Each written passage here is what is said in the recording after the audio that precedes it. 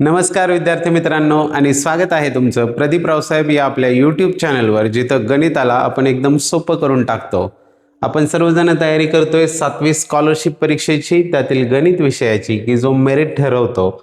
आणि आतापर्यंत आपल्या चॅनलवर आपण घटक क्रमांक 12 पर्यंतचे सर्व घटक पाहिलेले आहेत, त्यातील सर्व स्वाध्याय देखील सोडवलेले आहेत।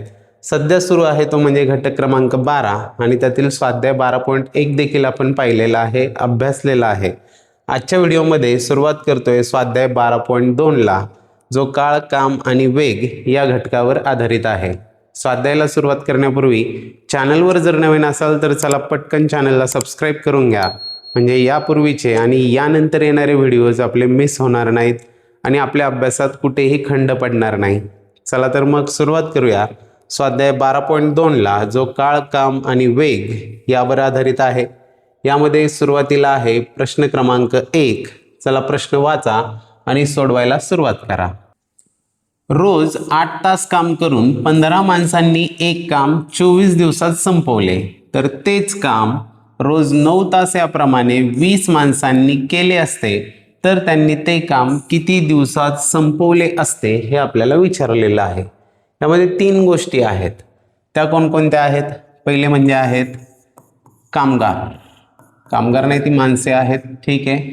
ते दररोज किती तास काम करतात ते तास, आणि पुढे आहेत दिवस। आता पहा, यात दिलेलं आहे 8 तास काम करून 15 माणसांनी एक काम 24 दिवसांमध्ये संपवलं। जर तेच काम रोज 9 तास याप्रमाणे 20 माणसांनी केले असते तर त्यांनी ते काम किती दिवसात संपवले असते हे आपल्याला शोधायचं आहे। तिन्ही राशी आपण इथे मांडून घेतल्या। मांडणी झाली की आपल्याला त्यामध्ये रिलेशन लावणं सोपं जातं। आता पहा, इथे 15 8 120 म्हणजे कामगारांचे एकूण कामाचे तास किती होतात? 15 गुणिले 8 120 तास होतात। आणि इथे 20 गुणिले 9 म्हणजे इथे 180 तास होतात। आता यामध्ये आपल्याला या तासांमध्ये आणि दिवसांमध्ये रिलेशन लावायचं आहे। मग यांच्यामधील संबंध ठरवताना एक गोष्ट लक्षात घ्या, जर तासांची संख्या वाढली तर दिवसांची संख्या कमी होणार आहे। कसं? तर जास्त तास काम केलं तर दिवस कमी लागणार आहेत, कमी तास काम केलं तर दिवस जास्त लागणार आहेत। म्हणजे हे तास आणि दिवस यांच्यामध्ये आहे ते म्हणजे व्यस्त चलन। चलन कसं ओळखलं आपण? जास्त तास काम केलं तर दिवस कमी लागणार आहेत, कमी तास काम केलं तर दिवस जास्त लागणार आहेत। व्यस्त चलन आहे, म्हणजेच या सगळ्यांचा गुणाकार बरोबर या सगळ्यांचा गुणाकार असणार आहे। यामधला महत्त्वाचा पॉइंट तोच आहे की याच्यामधलं चलन ओळखता येणं, काय दिलेलं आहे आणि काय विचारलेलं आहे हे मांडता येणं। 20 गुणिले 9 गुणिले x, वरच्यांचा गुणाकार बरोबर आता खालच्यांचा गुणाकार असणार आहे। 20 गुणिले 9 इकडे येऊन भागिले होतील, 15 गुणिले 8 गुणिले 24 भागिले हे 20 गुणिले 9। आता भाग देऊया, 5 त्रिक 15, 5 चोक 20, 4 एके 4, 4 दुने 8, 3 एके 3, 3 त्रिक 9, परत 3 एके 3, 3 8 24। भाग देताना या पद्धतीने व्यवस्थित द्यायचे आहेत। कुठे भाग दिल्यानंतर काय राहिलं ते स्पष्ट लिहायचं आहे, जे कट झालं त्याला कट करायचं आहे, म्हणजे आपली यात अडचण राहत नाही। हे बरोबर आहेत x। काय राहिलं? छेदामध्ये 1 गुणिले 1 राहिला, अंशात 1 गुणिले 2 गुणिले 8 म्हणजेच 2 8 16 हे त्याचं उत्तर असणार आहे।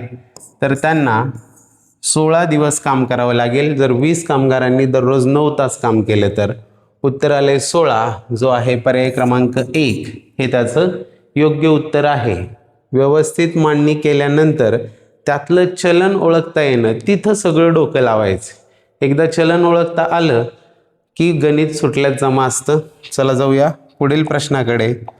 पुढे आहे प्रश्न क्रमांक 2। वाचा आणि सोडवायला सुरुवात करा। वाटल्यास व्हिडिओ पॉज करून सोडवलं तरी देखील चालणार आहे। अ आणि ब मिळून एक काम 12 दिवसात पूर्ण करतात। ब ते काम एकटा जितक्या दिवसात पूर्ण करील असेल त्याच्या 203 पट दिवस अ ला ते काम पूर्ण करण्यास लागतात. अ ला एकट्याला ते काम करण्यास किती दिवस लागतील हे विचारलेलं आहे. अ आणि ब मिळून हे अ प्लस ब हे दोघं मिळून 12 दिवसांमध्ये काम संपवतात. आता दोघांच्या कामांमधलं रिलेशन सांगितलंय. ब ते काम एकटा जितक्या दिवसात पूर्ण करेल त्याच्या 203 पट दिवस अ ला लागतात. म्हणजे अ ला ब च्या 203 पट दिवस लागतात. हे आपल्याला दिलेलं आहे. आता इथे आपल्याला चल मानायचं आहे, तर आपण ब ला मानूया. ब ला जर x मानला तर अ 2x/3 होईल आणि कॅल्क्युलेशनमध्ये आपल्याला ते क्रिटिकल होईल. त्यापेक्षा आपण काय करूया, ब चं काम जे आहे ते 3x मानूया. ब चं काम जर आपण 3x मानलं, का 3x मानलं, तर इथे छेदात 3 आहेत म्हणून 3x मानलं. मग अ चं काम किती होणार आहे, 2/3 गुणिले 3x आणि ते 3 कॅन्सल होतील आणि अ चं काम असणार आहे 2x. तर दोघांचंही आपल्याला एकेका दिवसाचं काम मिळालेलं आहे आणि दोघं मिळून किती दिवसात करतात, 12 दिवसात करतात हे देखील कळालेलं आहे. आता त्यावरून मांडूया. अ ला 2x दिवस लागतात म्हणजे अ चं एका दिवसाचं काम असणार आहे 1/2x प्लस ब ला 3x दिवस लागतात म्हणजे ब चं एक दिवसाचं काम असणार आहे 1/3x बरोबर. दोघं मिळून जेव्हा काम करतात तेव्हा त्यांना 12 दिवस लागतात म्हणजेच हे असणार आहेत 1/12. आता हे सोडवायचं आहे. हे इकडे 3x गुणिले हे 2x गुणिले 3x अधिक 2x छेदात काय होणार आहे 3x गुणिले 2x म्हणजेच 6x वर्ग. 3 दुने 6 आणि x गुणिले x झाला x² इज इक्वल टू आहेत 1/12. हे पुढे सोडवल्यावर 3 आणि 2 झाले 5x/6x वर्ग बरोबर 1/12 आहेत. इथं x न x वर्गला भाग जाईल आणि फक्त x राहील म्हणजे राहिले हे 5/6x बरोबर 1/12.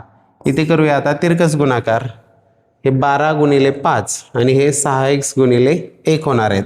6x तिकडे जाऊन गुणिले झाले म्हणजे हे 6x आणि डाव्या बाजूला 12 इकडे येऊन गुणिले झाले म्हणजे 12×5 60 झाले. इथे हा 6x ला गुणिले इकडे येऊन भागिले होणार म्हणजे x बरोबर आले 60/6 साइन 10 होतात.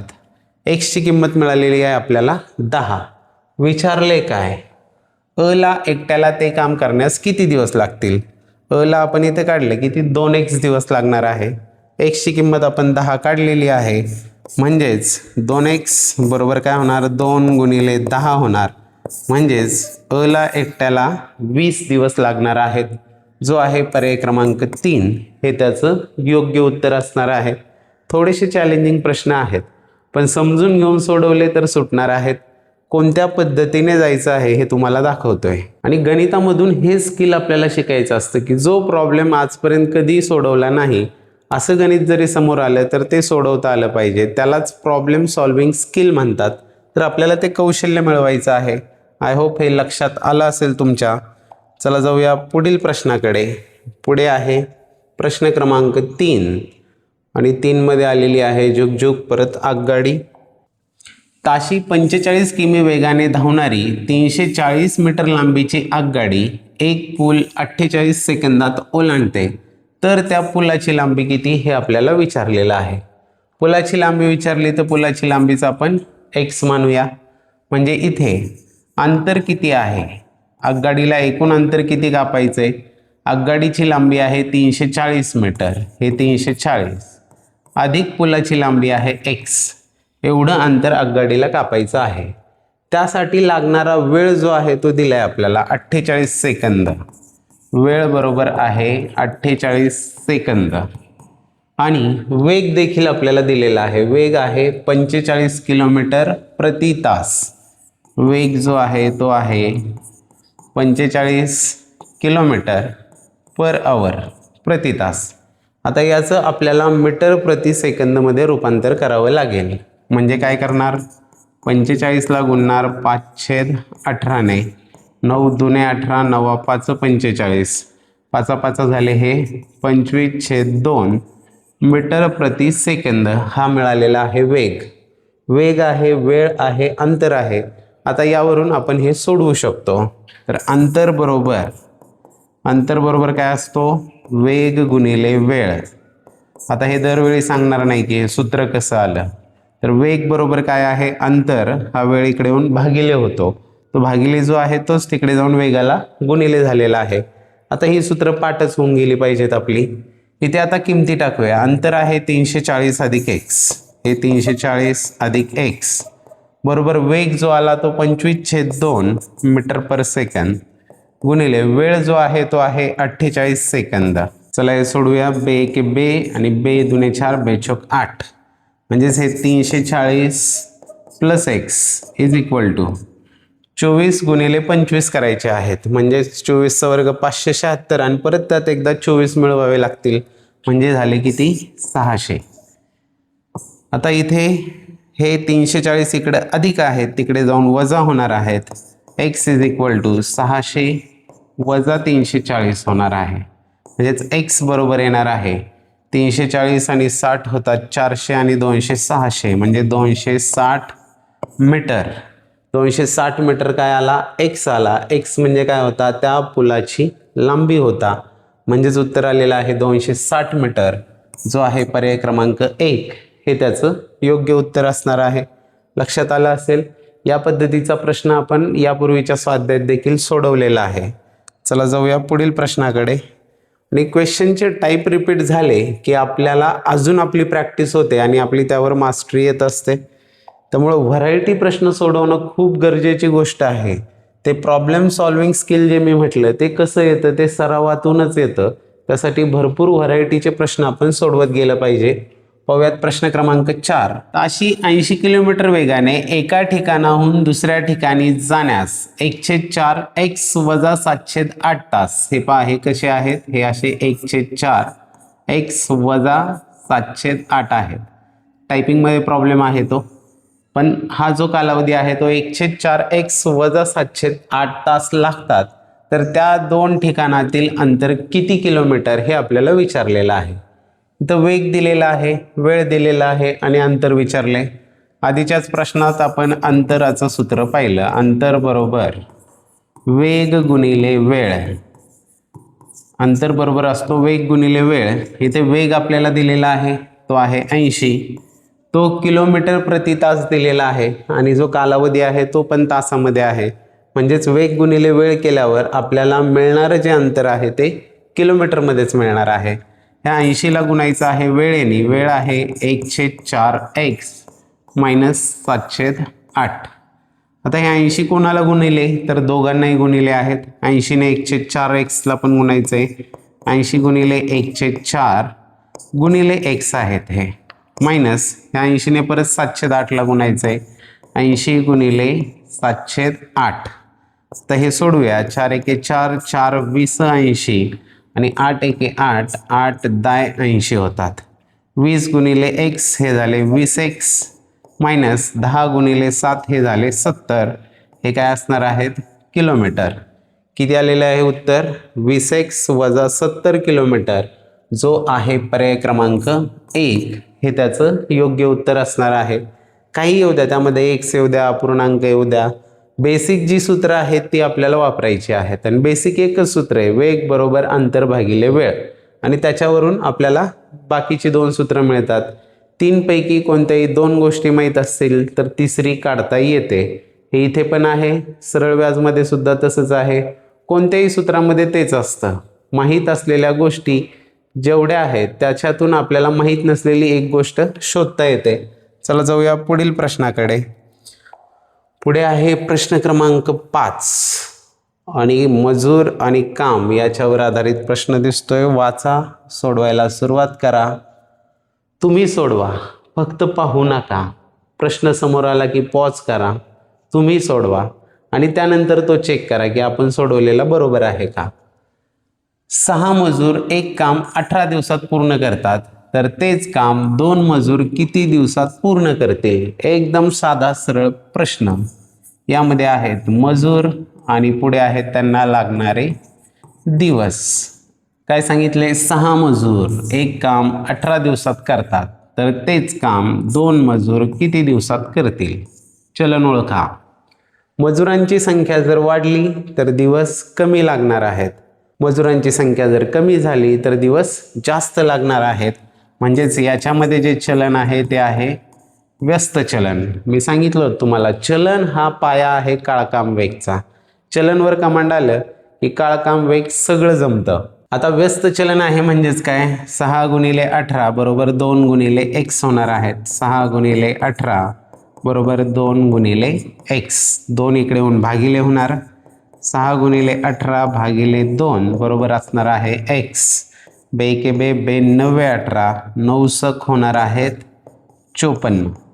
म्हणजे किती दिवस लागणार आहेत? 54 दिवस लागणार आहेत. आणि हे सोडवायची वगैरे पण गरज नव्हती, डायरेक्ट पण काढता आलं असतं. कसं? इथे व्यस्त चलन आहे म्हणजे मजूर 3 पटीने कमी झाले. मजूर जर 3 पटींनी कमी झाले तर दिवस 3 पटींनी वाढणार आहेत. व्यस्त चलनात काय असतं? ज्या पटीत एक गोष्ट कमी होते त्याच पटीमध्ये दुसरी गोष्ट वाढत असते. म्हणजे हे उलट असतं. इथं 6चे 2 झाले म्हणजे 3 पटींनी कमी झाले म्हणून 3 पटींनी 18 त्रिक 54 दिवस लागणार आहेत त्यांना. जो आहे पर्याय क्रमांक 3 हे त्याचं योग्य उत्तर आहे. भरपूर उदाहरणं सोडवल्यानंतर म्हणजे मी जेव्हा उदाहरण सोडवतो तेव्हा मी हे प्रत्यक्ष काही करत नाही.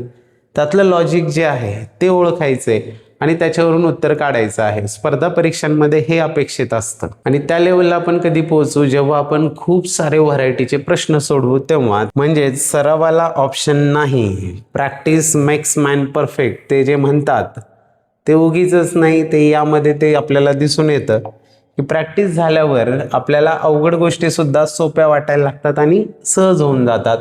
पुढे आहे प्रश्न क्रमांक 6. 40 माणसे 30 खड्डे 60 दिवसात खोदतात तर 20 माणसे 15 खड्डे किती दिवसात खोदतील हे विचारलेलं आहे. पहा आता हे सोडवताना काय काय आहे?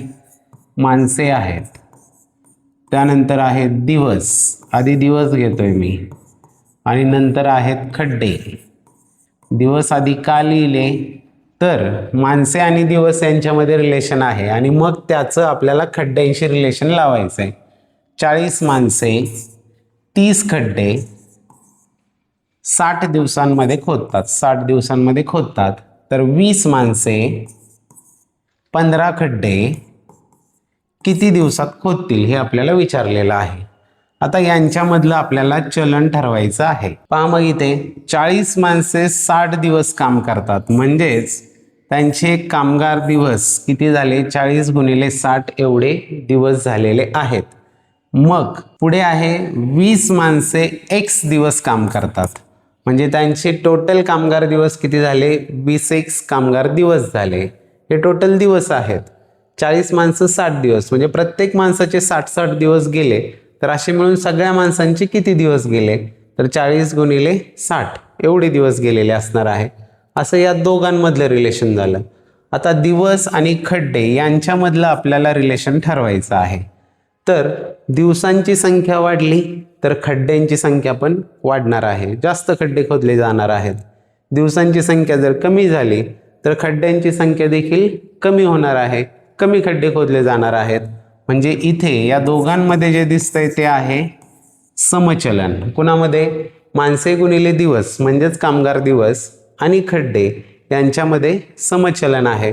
समचलन असेल तर सोपी गोष्ट, यांचं गुणोत्तर बरोबर या दोघांचं गुणोत्तर असतं. म्हणजेच 40 गुणिले 60 छेद 20 गुणिले x बरोबर येणार आहे 30/15. चला सोडूया. 20 एके 20 आणि 20 दुने 40. इकडे 15 एके 15 आणि 15 दुने 30. इकडे राहिले काय? 60 गुणिले 2 म्हणजेच 120 छेद x बरोबर पुढे राहिलेले आहेत 2. x ची किंमत काढायची म्हणजे x तिकडे जाईल आणि 2 इकडे येईल म्हणजेच x बरोबर होणार आहेत 120/2. कसं झालं?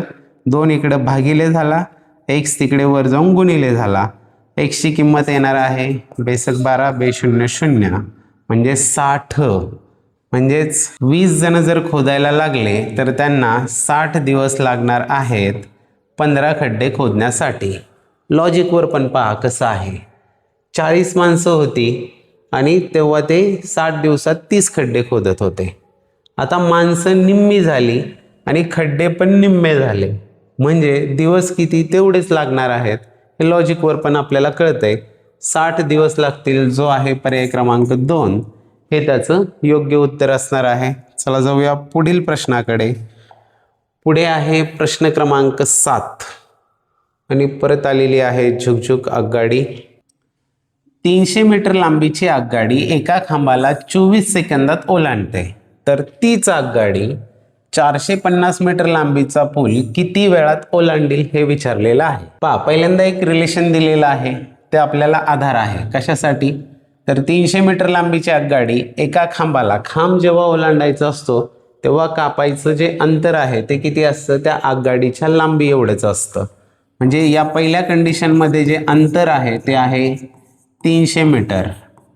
त्यासाठी लागणारा जो वेळ आहे तो आहे 24 सेकंद. इथं आपण आगगाडीचा वेग काढू शकतो. वेग बरोबर काय? वेग बरोबर अंतर भागिले वेळ. मग किती होणार आहे वेग? अंतर आहे 300 मीटर भागिले वेग आहे 24. 6 चोक 24, 6 पंचेतीस, 6 शून्य शून्य. म्हणजे वेग जो आहे तो आला 50/4 आणि हे काय आहेत? मीटर प्रति सेकंद. मीटर पर सेकंदमध्ये वेग काढलेला आहे. आता नेक्स्ट कंडिशन. पुढे काय आहे? 450 मीटर लांबीचा पूल ओलांडायचा आहे. त्यावेळेस अंतर किती असणार आहे? त्यावेळेसचं अंतर बरोबर आगगाडीची लांबी अधिक पुलाची लांबी, एवढं अंतर कापावं लागेल. आगगाडीची लांबी 300 अधिक पुलाची 450 म्हणजे झाले 750 मीटर. हे झालं अंतर आणि त्यासाठी लागणारा वेळ किती हे आपल्याला काढायचं आहे. तर वेळ बरोबर किती हे शोधायचे. आपल्याला अंतर माहीत आहे, गाडीचा वेग माहीत आहे. आता वेळ काढणं सोपं आहे. वेळ बरोबर काय असतं? वेळ बरोबर असतो अंतर भागिले वेग. कसा काय? हा वेळ तिकडे जाऊन भागिले वेग इकडे येऊन गुणिले. वेग बरोबर अंतर भागिले वेळ. त्याच्यावरून आपण तयार केलेलं सूत्र. बस आता यामध्ये किमती टाकायच्यात. अंतर माहिती आहे आपल्याला किती आहे? 750 छेद वेग किती आहे? 50/4. त्याला तसंच ठेवलं, त्याला भाग नाही दिला मी. 50/4 हे म्हणजेच काय आहे? 750 भागिले 50/4 आहेत. भागिले म्हणजेच उलटून गुणिले होणार आहेत. 750 गुणिले 4/50 होणार आहेत. 0 0 गेले. 5 एके 5 आणि 5 15 75. 15 चोक होणार आहेत 60 आणि हा काय आहे? वेळ. त्यामुळे तो येणार आहे सेकंदांमध्ये. 60 सेकंद एवढा वेळ लागणार आहे, जो आहे पर्याय क्रमांक 3 हे त्याचं योग्य उत्तर असणार आहे. कसं सोडवलं सिस्टमॅटिक हे तुमच्या लक्षात आलं असेल. या पद्धतीने आपल्याला उदाहरणं सोडवायची आहेत. परीक्षेत सोडवताना काही सूत्र वगैरे आपण लिहित बसणार नाही. आपण कच्च्या कामात डायरेक्ट वेग काढून घेणार हा आणि त्यानंतर हे सूत्र आपल्या डोक्यातच असणार. अंतर आपण तोंडीच कॅल्क्युलेट करणार दोघांची बेरीज करून आणि डायरेक्ट हे कच्चं काम करणार आहोत आणि फायनल उत्तर काढणार आहोत. चला जाऊया पुढील प्रश्नाकडे. पुढे आहे प्रश्न क्रमांक 8 आणि मजूर आणि काम याच्यावर पुन्हा एकदा प्रश्न. टॉपिकच आहे आपला काळ, काम आणि वेग. पहा काय प्रश्न. काही मजूर दररोज 6 तास काम करून एक काम 32 दिवसात संपवतात, तर तेच काम 24 दिवसात संपवायचे असल्यास मजुरांनी दररोज किती तास जास्त काम केले पाहिजे हे विचारलेलं आहे. तर मजुरांची जी संख्या आहे ती कॉन्स्टंट राहणार आहे, तेवढीच संख्या आहे, ती बदललेली नाही. फक्त त्यांचे कामाचे तास बदलणार आहेत. तर पहा इथे आहेत तास आणि दिवस यातलं रिलेशन आहे. आता काही मजूर ते फिक्स आहेत, ते घ्यायची गरज नाही. इथे दररोज 6 तास काम करून 6 तास काम केले तर त्यांना 32 दिवस लागतात, तर तेच काम 24 दिवसात संपवायचं आहे. 24 दिवसांमध्ये संपवण्यासाठी त्यांनी दररोज किती तास जास्त काम केले पाहिजे हे विचारले. ते तास आपल्याला काढावे लागतील. यातलं रिलेशन ठरवा. कोणतं चलन आहे? सांगा बरं कोणतं चलन आहे? बरोबर तासांची संख्या जर वाढली, जर दररोज जास्त तास काम करायला लागलो तर दिवस कमी लागणार आहेत. तासांची संख्या जर कमी झाली, दररोज कमी तास काम केलं तर दिवस जास्त लागणार आहेत. म्हणजेच यामध्ये असणारं चलन जे आहे ते आहे व्यस्त चलन. चलन ओळखलं, गणित सुटलं. या दोघांचा गुणाकार बरोबर या दोघांचा गुणाकार. 6 गुणिले 32 बरोबर होणार आहेत x गुणिले 24. 24 इकडे येऊन भागिले होतील 6 गुणिले 32 छेद 24 बरोबर असणार आहे x. ते 6 एके 6 6 चौक 24 4 एके 4 4 8 32. x बरोबर आलेला आहे 8. x ची किंमत आली 8. म्हणजे त्यांनी दररोज 8 तास काम केलं पाहिजे, हे आपलं उत्तर आलं. 8 तर पर्यायात नाही. का नाही पर्यायात? आपण प्रश्न व्यवस्थित वाचायचा आहे. मजुरांनी दररोज किती तास जास्त काम केले पाहिजे हे विचारले. आधी ते काम करत होते 6 तास, आता करायला पाहिजे 8 तास.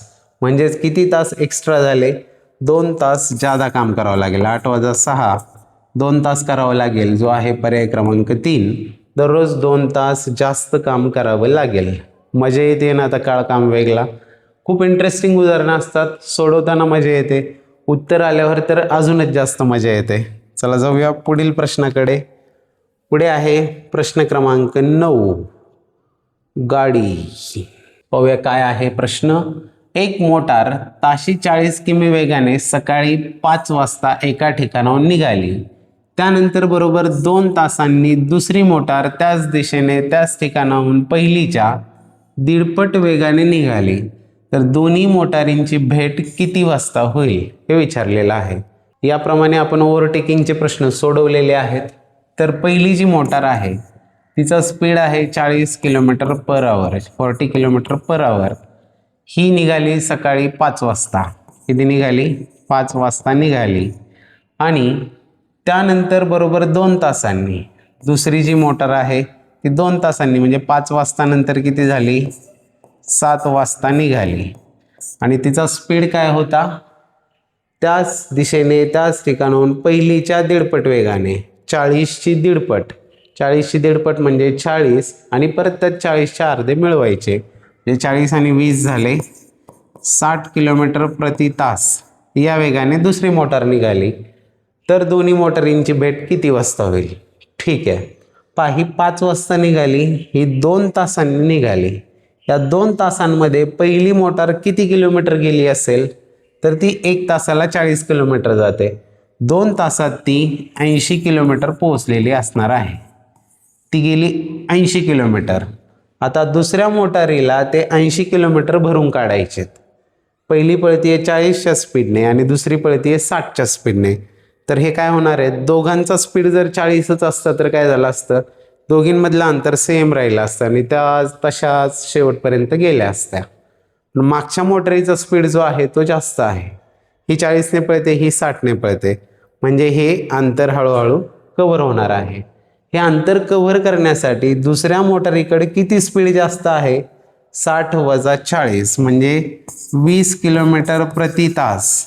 एवढा वेग काय आहे? जास्तचा आहे. आणि हा ओव्हरटेकिंगसाठी कामाला येणार आहे, त्या गाडीला पकडण्यासाठी. आता 1 तासाला 20 किलोमीटर ती गाडी कव्हर करणार आहे. तिला टोटल कव्हर करायचे आहेत 80 किलोमीटर. 80 किलोमीटर कव्हर करण्यासाठी किती तास लागतील? 80 भागिले 20 म्हणजेच 20 चौक 80. 4 तास लागणार आहेत. 4 तासांनंतर दुसरी गाडी पहिल्या गाडीला जाऊन टच होणार आहे. म्हणजेच 7 वाजता दुसरी गाडी निघणार आहे. त्यानंतर 4 तास तिला लागणार आहेत. म्हणजेच किती? 7 अधिक 4 बरोबर किती? 11. 11 वाजता या दोन्ही गाड्यांची भेट होणार आहे आणि तीही सकाळी 11 वाजता. या टाईपचा पण प्रश्न आपण आधीच्या स्वाध्यायात सोडवलेला आहे. चला जाऊया पुढील प्रश्नाकडे. आणि पुढे आहे प्रश्न क्रमांक 10 आणि तो सोडवून पहा. चला भरभर सोडवा आणि नंतर चेक करा बरोबर झाला किंवा कसा. ताशी 40 किमी वेगाने जाणारी आगगाडी निर्धारित ठिकाणी वेळेत पोहोचते. जर ताशी सरासरी 35 किमी वेगाने गेल्यास निर्धारित ठिकाणी निर्धारित वेळेपेक्षा 15 मिनिटं उशिराने पोहोचते. तर तिने कापायचे अंतर किती हे विचारलेलं आहे. आपल्याला अंतर काढायचं आहे आणि आपल्याला इथं दिलेलं आहे वेग दिलेला आहे. 40च्या स्पीडने गेल्यावर काय होतं आणि 35च्या स्पीडने गेल्यावर काय होतं. तर जर 40च्या स्पीडने गेली, 40 किलोमीटर पर आवर हा एक स्पीड आहे आणि दुसरा आहे 35 किलोमीटर पर आवर.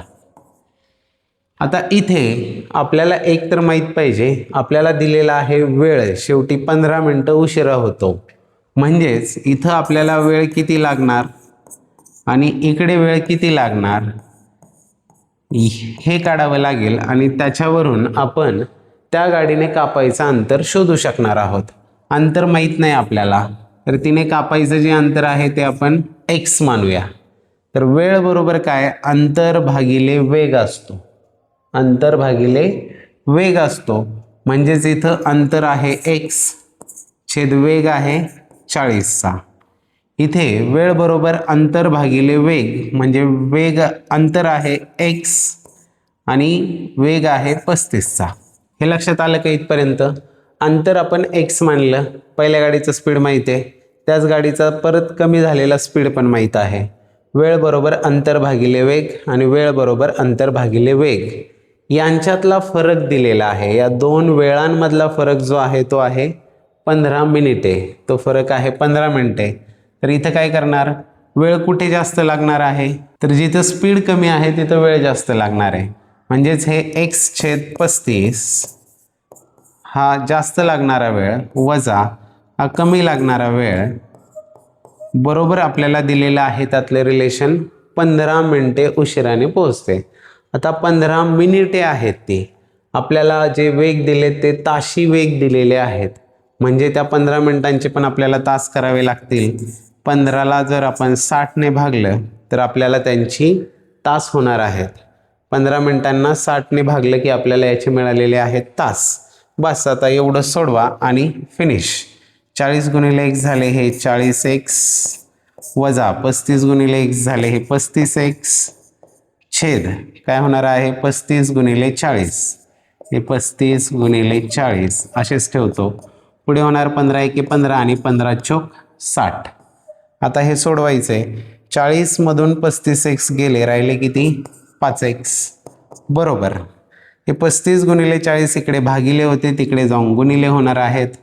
35 गुणिले 40 छेद किती आहे इथे 4 आहे छेद 4 एके 4 आणि 4 दाय झाले 40. 5x बरोबर आलेले आहेत 35 गुणिले 10 350. म्हणजेच x बरोबर काय येणार 350 भागिले 5. x बरोबर आला 350 भागिले 5. म्हणजेच x आला 5 7 35 5 0 0. x ची व्हॅल्यू आलेली आहे 70. x म्हणजेच त्याने कापायचं अंतर होतं आणि हे अंतर येणार आहे किलोमीटरमध्ये. का किलोमीटरमध्ये येणार, तर जे आपले वेग होते ते किलोमीटर प्रति तास होता. जो वेळ आपण त्यांचा लिहिला तो पण मिनिटांमध्ये दिलता, त्याचे आपण तासामध्ये रूपांतर करून घेतलेलं होतं. म्हणजे कापायचं एकूण अंतर जे आहे ते आहे 70 किलोमीटर. जो आहे पर्याय क्रमांक 1 हे त्याचं योग्य उत्तर असणार आहे. दोन गाड्यांचे वेग दिले होते, आपण अंतर मानलं, दोन्ही गाड्यांना लागणारा वेळ जो आहे तो काढला आणि त्या वेळेमधला संबंध आपल्याला दिला होता, त्याचा वापर करून आपण अंतर शोधलेलं आहे. लक्षात आलं असेल. चला जाऊया पुढे. आणि पुढे आहे, पुढे काही नाही. या ठिकाणी आपला स्वाध्याय 12.2 हा देखील संपलेला आहे. संपवायचं म्हणून नाही चाललेलं, पण 12.2 मधले सगळे प्रश्न आपण पाहिलेले आहेत. तुमच्या छान लक्षात आले असतील. भेटणार आहोत लगेचच पुढील व्हिडिओमध्ये स्वाध्याय 12.3 सोडवण्यासाठी, जो काळ, काम आणि वेग यावरच आधारित आहे. तोपर्यंत ज्यांना ॲडव्हान्स तयारी करायची, ज्यांना राज्यात यायचं, ज्यांना गणितात 90पेक्षा जास्त मार्क मिळालेच पाहिजे असं वाटतंय, त्यांनी या ठिकाणी दिसणारी TET पोलीस भरती आणि 7वी स्कॉलरशिप या प्लेलिस्टमधले घटकनिहाय व्हिडिओज अवश्य पहा. एका घटकाचे 50-60 प्रश्न सोडून दाखवलेले आहेत त्यामध्ये, तेही अत्यंत सोप्या पद्धतीने. खूप व्हरायटी प्रश्नांचा तुमचा त्यामुळे सराव होणार आहे. चला तर मग भेटूया स्वाध्याय 12.3च्या व्हिडिओमध्ये. धन्यवाद.